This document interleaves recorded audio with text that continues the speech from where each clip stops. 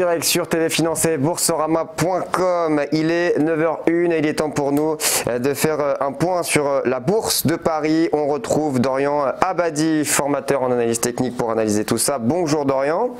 Bonjour David.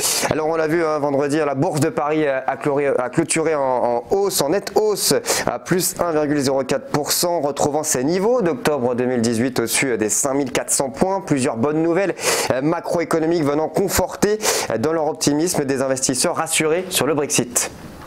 Exactement. Alors sur le Brexit, au travers des 3 votes qui se sont déroulés mardi, mercredi, jeudi dernier, d'ailleurs c'est vrai qu'on va peut-être, on ne le sait pas encore, mais peut-être en vivre un troisième cette semaine, qui serait en fait donc plutôt la 3e proposition de Theresa May pour faire passer un petit peu en force donc l'accord qu'elle a obtenu avec l'Union européenne. Il est très peu probable que ce texte-là soit validé dans ces conditions-là. Surtout, c'est le Conseil européen qui va désormais intéresser les investisseurs, puisque à l'occasion de la séance de jeudi prochain, on sera enfin fixé pour savoir si à l'unanimité les 27 pays membres de l'Union européenne valident le report qui a été consenti par les parlementaires britanniques jeudi dernier. Donc c'est vrai que cette semaine encore, on va être essentiellement focalisé par le Brexit. Mais la petite nouveauté, la petite différence, je dirais, par rapport à la semaine dernière, c'est qu'on sera aussi très concentré sur la Fed, sur la Banque centrale américaine. Donc mercredi, vis-à-vis du statu quo qui devrait être validé sur ses taux d'intérêt mercredi soir, mais plus largement sur le discours de son banquier central, de Jérôme Powell, comme à chaque fois, qui concentrera les attentions. Voilà, donc ça c'est vraiment les 2 gros sujets, Brexit et Fed pour cette semaine. Dans une moindre mesure, il y a aussi le secteur bancaire européen, plus largement, pas seulement l'allemand ou le français, qui est un petit peu sous pression et en tout cas sous surveillance, puisqu'il y a la confirmation, ça y est, c'est officiel, de discussion pour un rapprochement entre Deutsche Bank et Commerzbank.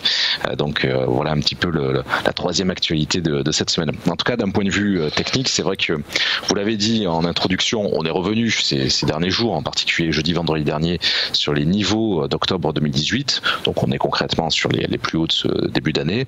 Alors on le voit assez visuellement, mais c'est vrai qu'on bloque actuellement sur la résistance majeure des 5425 points. C'est vraiment l'objectif à abattre, la résistance à rompre, qui permettrait de débloquer 2 objectifs à court terme qui m'intéressent, sur les 5490, donc un petit peu en dessous du niveau psychologique des 5500, et au-delà sur les 5530 points, donc par extension, quitte à renforcer de 2 manières ces opérations-là. Donc déjà un petit peu au-dessus de ce 5425, de l'obstacle, mais aussi sur les 5350 en cas de petite baisse.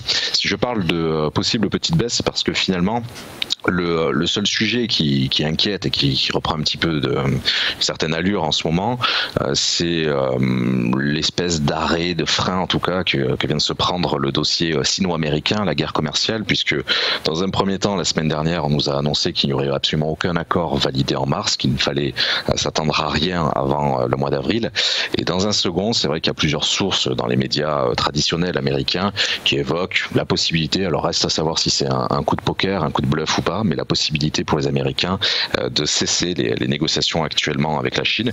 Et une telle confirmation justement nous provoquerait cette sortie de ce beau canal ascendant sur le CAC 40 et le renforcement, pourquoi pas, que j'évoquais sur les 5350 points.